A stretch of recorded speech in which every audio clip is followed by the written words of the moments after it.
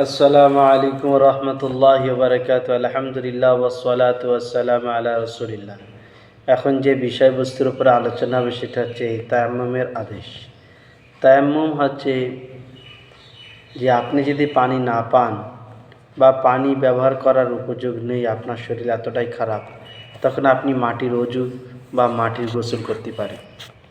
মাটির অজু বা গোসল এরকম করতে হবে যে আপনাকে মাটিতে হাত মারতে হবে, মাটিটা পাক হওয়া চাই, হাত এরম ঝেড়ে নিতে বা ফুঁদে উড়িয়ে নিতে হবে মুখে মুন্ডন। নিয়ত করতে পড়তে হবে যে আল্লাহ, আমি এই মাটি দিয়ে পবিত্রতা অর্জন করছি,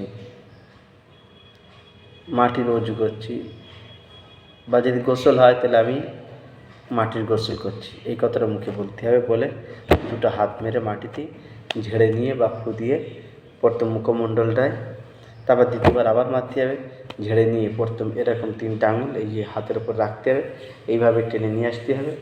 এই জায়গাটা খালি থাকলে যে এইটা উপর দিয়ে আসবে, এই যে 3টা আঙুলের উপর দিয়ে আসবে হাত, তারপর এই যে তালুটা খালি আছে তালুটা উপর দিয়ে আসবে। এই হয়ে গেল মাটির ওজন। এতে 5 হিজরিতে এই আয়াত অবতীর্ণ হয়। আসুন হাদিস থেকে শুনি। عن عائشة قالت خرجنا مع رسول الله صلى الله عليه وسلم في بعض أسفاره حتى إذا كنا ببيداء أو بذات الجيش انقطع إكد لي فقام رسول الله صلى الله عليه وسلم على تماسه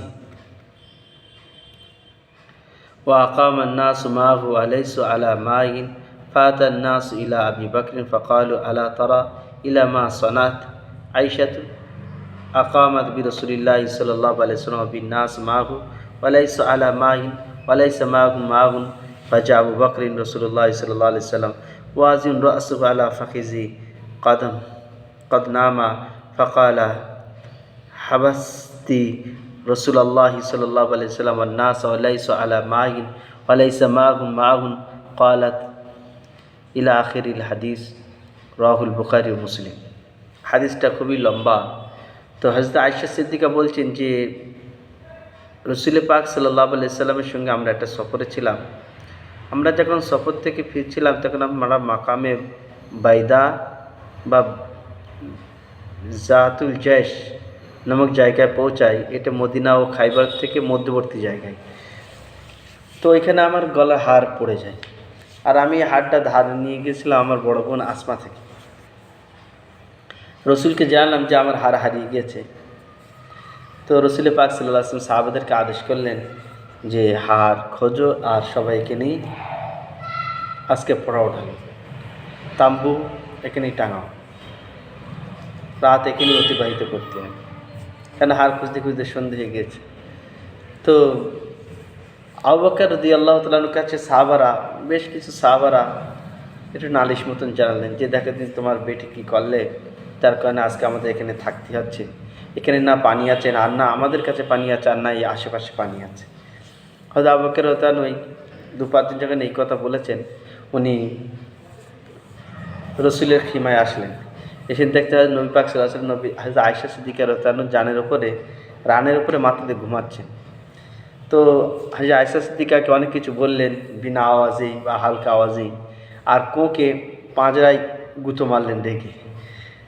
হযরত আয়েশা বলছেন যে আব্বা জোরে মেরেছে, কিন্তু আমি অটল ছিলাম যাতে রসুল পাক সাল্লাল্লাহু আলাইহি ওয়াসাল্লামের ঘুম না ভেঙে যায়। পরে যখন রাত অতিবাহিত হলে রসুল পাক সাল্লাল্লাহু আলাইহি ওয়াসাল্লাম উঠলেন আর সাহাবাদের এই যে পানির প্রয়োজনীয় কথা জানালাম, তো আল্লাহ তাআলা তায়াম্মুমের আয়াত অবতীর্ণ করলেন। তো উসাইদ ইবনে হুযাইর একজন সাহাবা, যিনি বাইতুল উকবায় মুসলমান হয়েছিলেন, আনসারি সাহাবা। তো বলছেন আবু বকরের খানদানের এই প্রথম বরকত না, এর আগেও অনেক কবার ওনাদের খানদানের বরকত আমরা পেয়েছি। তো যেরকম ইফকের কিস্সায়, তো রসুল পাক সাল্লাল্লাহু আলাইহি ওয়াসাল্লাম সাহাবাদেরকে শিখিয়ে দিলেন যে তায়াম্মুম কীরকমভাবে করতে হবে। নিয়ত করতে হবে যে আল্লাহ আমি মাটির ওযু করছি এবং মাটির গোসল করছি। যদি গোসল করেন, শরীরে নোংরা থাকলে নোংরাগুলো মুছে দিলেন, মাটি দিয়েই মুছলেন, তাতেও অসুবিধা নেই, কাপড় থাকলে কাপড় দিয়ে মুছলেন। প্রথম হাত মারলেন মাটিতে, ঝেড়ে নিলেন মুখমণ্ডল, দ্বিতীয় হাত মারলেন মাটিতে, ঝেড়ে নিয়ে প্রথম হাত এইভাবে টানতে হবে, দ্বিতীয়বার এইভাবে টেনে হয়ে গেল আপনার অজু। এই দুটো জিনিসই আল্লাহ তাআলা আমাদের সকলকেই, যখন পানির উপরে ডাক্তার পানি ব্যবহার করতে বারণ করবে তখন আপনার তায়াম্মুম করতে হবে, যখন দেখবেন পানি নেই তখন আপনার তায়াম্মুম করতে হবে। তায়াম্মুমে তিনটি জিনিস ঠিক রাখতে হবে। একটা হচ্ছে যে মুখে বলতে হবে যে বা ইরাদা করতে হবে যে আল্লাহ আমি তায়াম্মুম করছি অজু, তায়াম্মুম করছি গোসলের। আল্লাহ তাআলা আমাদের সকলকে এই বিষয়ে সচেতন হওয়ার তৌফিক দান করুন, আমিন।